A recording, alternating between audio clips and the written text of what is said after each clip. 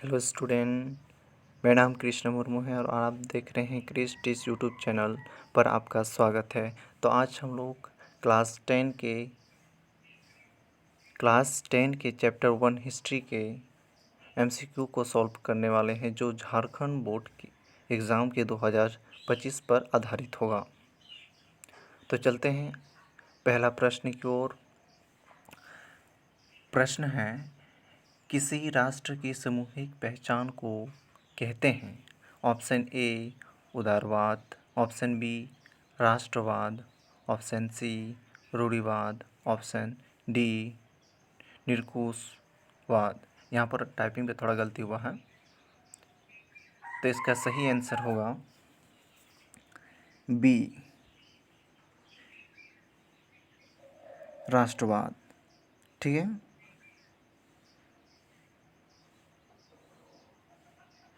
आगे बढ़ते हैं प्रश्न नंबर दूसरे की ओर।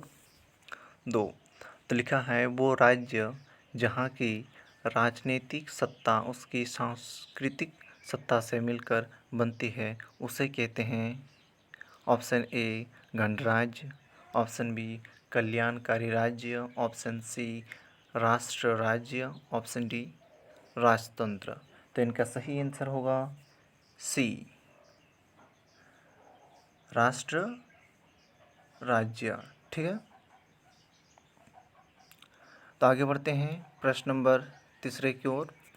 तो लिखा है, अनस्ट, यहाँ पर टाइपिंग में थोड़ा गलती हुआ है, यहाँ पर होगा अनस्ट रेरन कौन था? ऑप्शन ए फ्रांसीसी दार्शनिक, ऑप्शन बी जर्मन दार्शनिक, ऑप्शन सी रूसी दार्शनिक, ऑप्शन डी ब्रिटिश चित्रकार।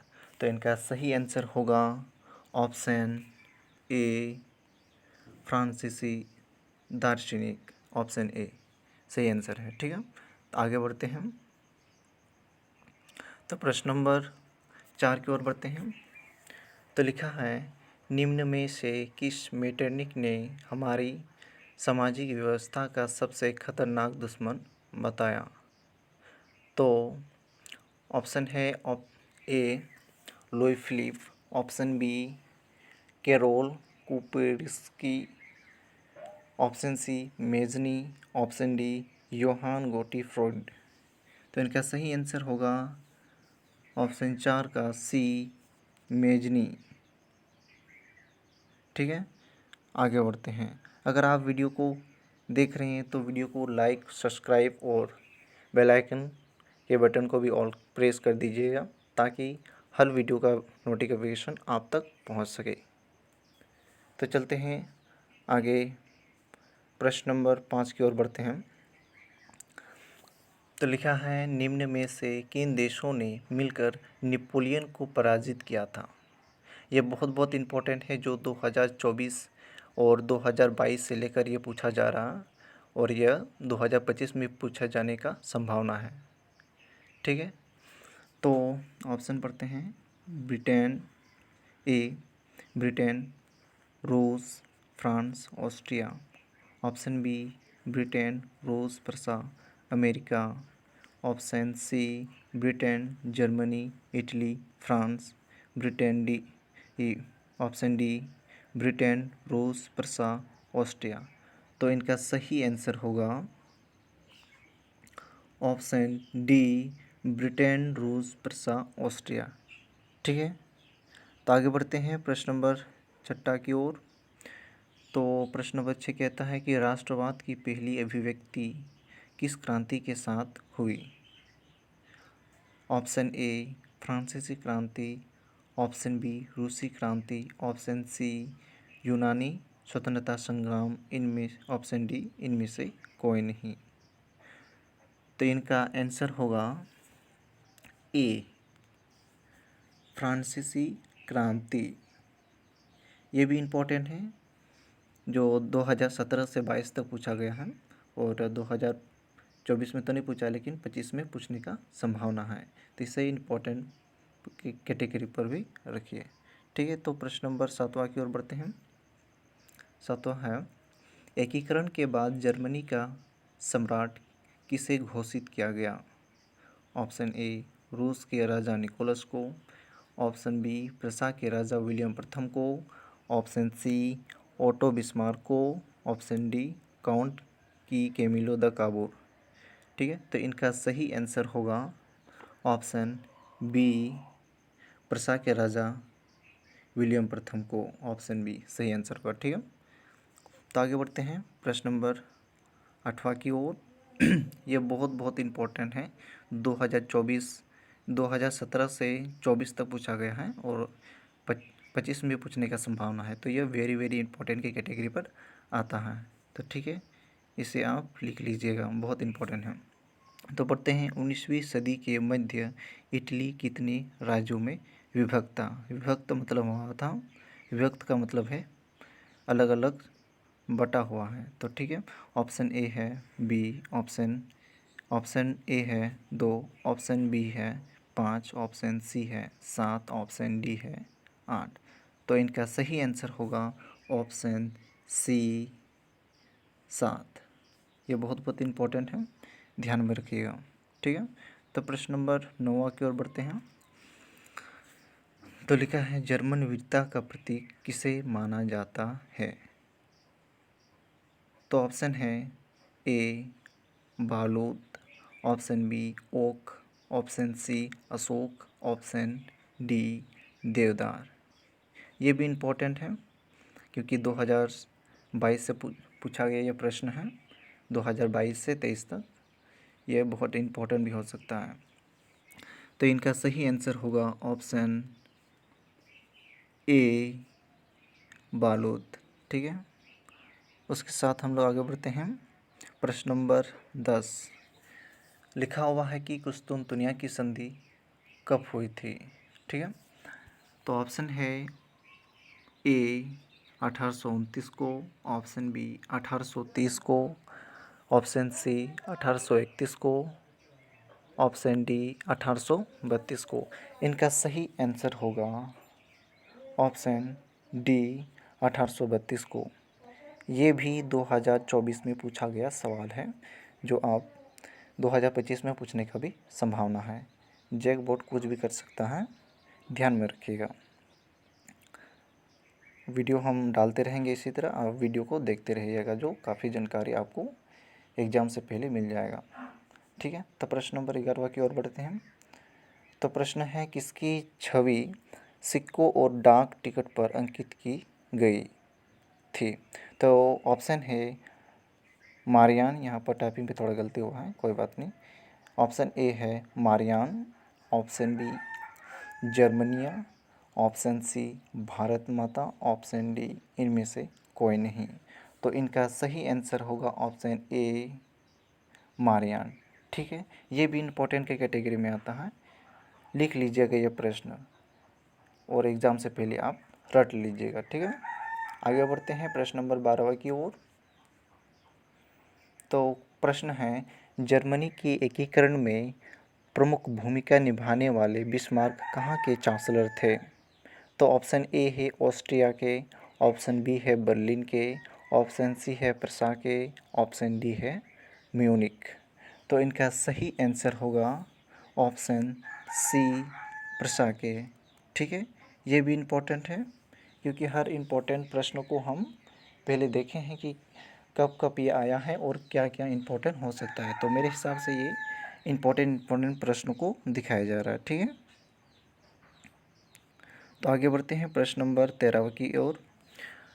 तो 13 प्रश्न है कि राष्ट्रवाद में एक निश्चित भौगोलिक क्षेत्र में रहने वाली जनता इनमें से किसके द्वारा जुड़ी होती है।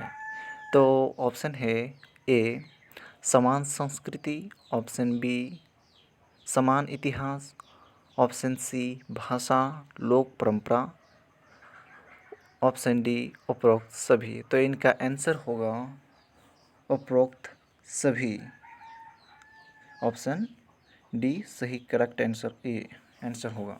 अगर आप क्वेश्चन को लिख रहे हैं तो ये ऐसे लीजिएगा कि ये तीनों ऑप्शन आपको आंसर में लिख लेना है। अगर एग्ज़ाम में अगर आप ऑप्शन डी और उपरोक्त सभी हो गया तो आप उपरोक्त सभी पर नहीं करिएगा, तीनों को आप लिख लीजिएगा। ठीक है, इसके साथ हम लोग आगे बढ़ते हैं। यहाँ पर थोड़ा प्रश्न नंबर 14 पर थोड़ा गलती हुआ है टाइपिंग पर, यहाँ पर बुर्वो होगा, बुर्वो। ठीक है, तो हम पढ़ेंगे यहाँ पर, अपने ओर से मैनेज कर लीजिएगा। बुर्वो राजवंश का शासन किस देश में था? तो ऑप्शन ए है रूस, option B Germany, option C France, option D Britain.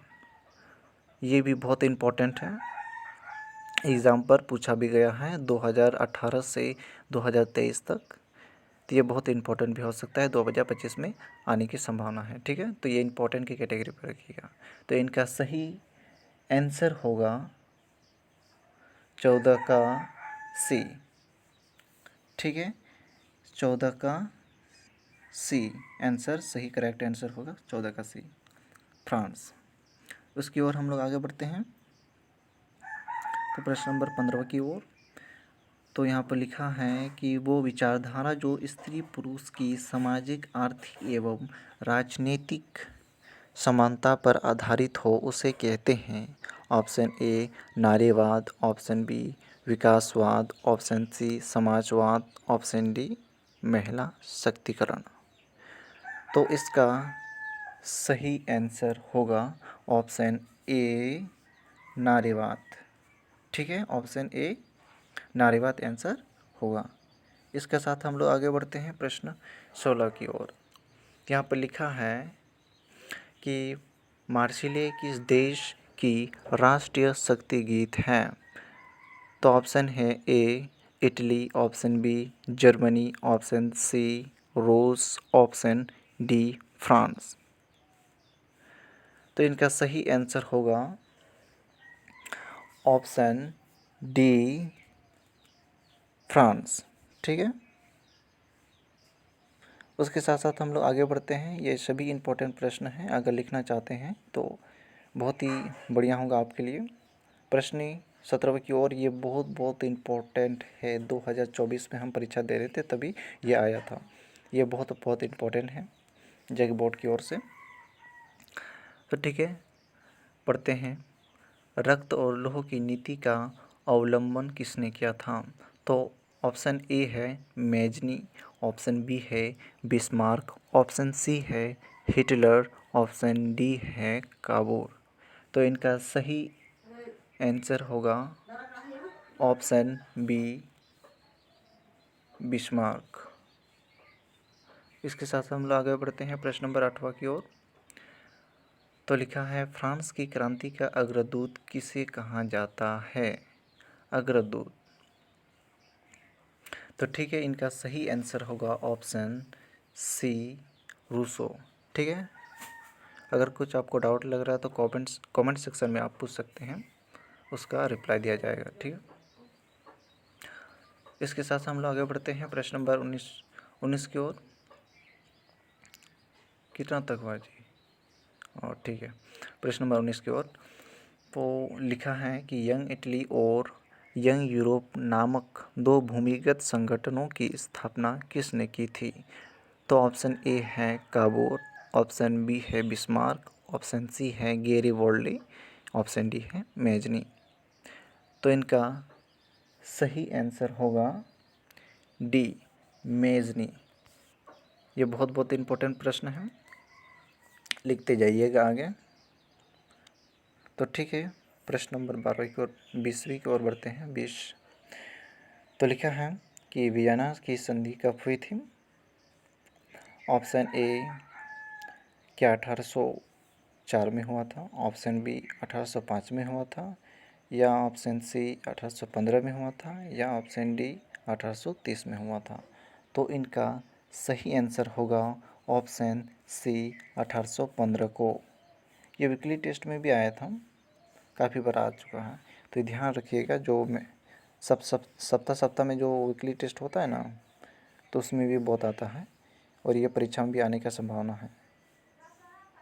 ठीक है, तो चलते हैं आगे बढ़ते हैं। तो 21, प्रश्न नंबर 21 पर चलते हैं। तो लिखा हुआ है जब फ्रांस सीखता है तो बाकी यूरोप को सर्दी जुकाम हो जाता है, यह किसका कथन है? बहुत ही खतरनाक प्रश्न है दोस्तों। तो इनका ऑप्शन है A Metternich, option B Napoleon, option C Mazzini, option D Bismarck. तो इनका सही आंसर होगा ऑप्शन ए मेटरनिक। ठीक है, ऑप्शन ए मेटरनिक सही होगा इसका आंसर। इसके साथ हम लोग आगे बढ़ते हैं प्रश्न नंबर 22 की ओर। लिखा यहाँ पर थोड़ा टाइपिंग पे गलती हुआ है, यह कपूर नहीं होगा, काबूर होगा, काबूर।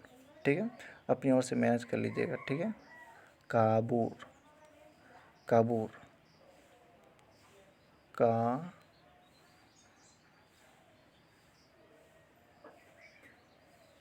बूरा। ठीक है, ये वाला होगा।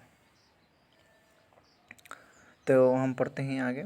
काबूर को राजा विक्टर एमेनुएल द्वितीय ने किस पद पर नियुक्त किया था?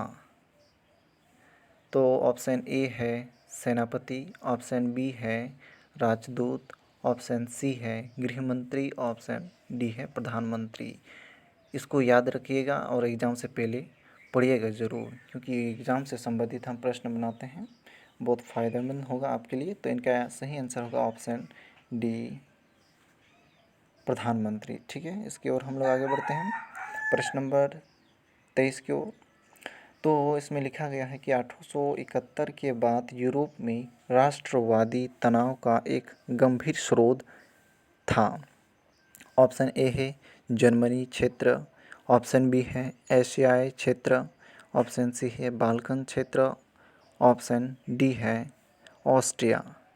तो इनका सही आंसर होगा ऑप्शन सी बाल्कन क्षेत्र।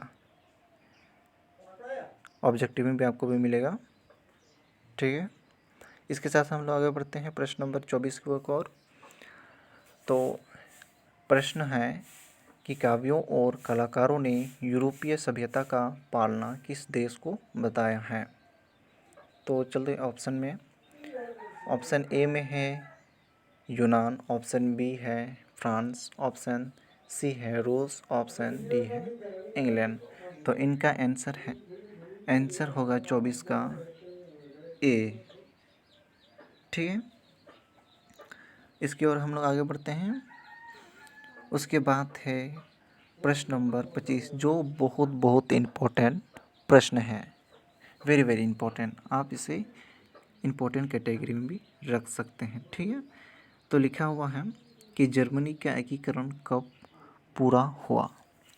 तो ऑप्शन ए 1877 में पूरा हुआ, या ऑप्शन बी 1871 को पूरा हुआ, ऑप्शन सी 1861 को पूरा हुआ, या ऑप्शन डी 1860 को पूरा हुआ। तो इनका सही आंसर होगा 1871 को। ठीक है, इसके बाद हम लोग आगे बढ़ते हैं प्रश्न नंबर 26 की ओर। तो लिखा है जर्मन राइन महासंघ की स्थापना किसने की? ऑप्शन ए नेपोलियन ने, ऑप्शन बी हिटलर ने, ऑप्शन सी बिस्मार्क ने, ऑप्शन डी यहाँ पर, हाँ ठीक है, यहाँ काबूर ने। तो इनका सही आंसर होगा सी बिस्मार्क। ठीक है, उसके बाद हम लोग आगे बढ़ते हैं प्रश्न नंबर 27 की ओर। तो यहाँ पर लिखा हुआ है कि चार्टिस्ट आंदोलन किस देश में हुआ? यह नया प्रश्न है जो 2025 में तो पूछने का संभावना है, लेकिन फिर भी आप लोग पढ़ के जरूर जाइएगा, क्योंकि यह न्यू क्वेश्चन आपके लिए बहुत ही मुश्किल कर देता है। तो इनका सही आंसर ये ऑप्शन ए है भारत, ऑप्शन बी है इंग्लैंड, ऑप्शन सी है रूस, ऑप्शन डी है जर्मनी। तो इनका सही आंसर होगा ऑप्शन बी, ऑप्शन 27 का बी होगा, ऑप्शन 27 बी होगा, ऑप्शन बी इंग्लैंड। ठीक है, तो इसके और हम लोग बढ़ते हैं। ये वाला हो गया जी, हाँ ये वाला हो गया है। उसके बाद प्रश्न नंबर 28 की ओर बढ़ते हैं। तो लिखा हुआ है सामाजिक उपबंध नामक पुस्तक के लेखक कौन थे? तो ऑप्शन ए है रूसो, ऑप्शन बी है मोरेस्क्यू, ऑप्शन सी है दिदरो, ऑप्शन डी है वोल्टेयर। तो 28 का आंसर होगा option A Rousseau, option A. ठीक है, ऑप्शन ए है। उसके साथ साथ हम लोग आगे बढ़ते हैं प्रश्न नंबर 29 की ओर। तो लिखा है कि शुल्क संघ जेलवेराइन की स्थापना किसकी पहल पर की गई थी? जेलवेराइन। ठीक है, तो ऑप्शन ए है प्रशा, ऑप्शन बी है फ्रांस, ऑप्शन सी है ऑस्ट्रिया, ऑप्शन डी है रूस। तो इनका सही आंसर होगा ऑप्शन ए प्रशा। ठीक है, ऑप्शन ए करेक्ट आंसर होगा। उसके साथ साथ हम लोग आगे बढ़ते हैं। तो ऑप्शन ये प्रश्न नंबर 30 की ओर, ये लास्ट प्रश्न है। तो प्रश्न है बिस्मार्क जर्मनी का चांसलर कब बना? ये बहुत बहुत इम्पोर्टेंट है, ये वेरी वेरी इंपॉर्टेंट की कैटेगरी पर रखिएगा। ठीक है, तो ऑप्शन ए है 1848 को, ऑप्शन बी 1856 को, ऑप्शन सी 1860 को, या ऑप्शन डी 1871 को। तो इनका सही आंसर होगा ऑप्शन डी 1871 को। तो ठीक है, आज हम लोग 1 से 30 तक जैकबोर्ड की 10 क्लास का हम लोग हिस्ट्री चैप्टर 1 का 30 प्रश्न हम लोग कंप्लीट कर दिए हैं। इसके साथ साथ आप मेरे वीडियो को देखते रहिएगा। हर दिन सुबह शाम एक बार हम वीडियो बनाते हैं। ठीक है, तो इसी के साथ इस वीडियो को समाप्त करते हैं। धन्यवाद।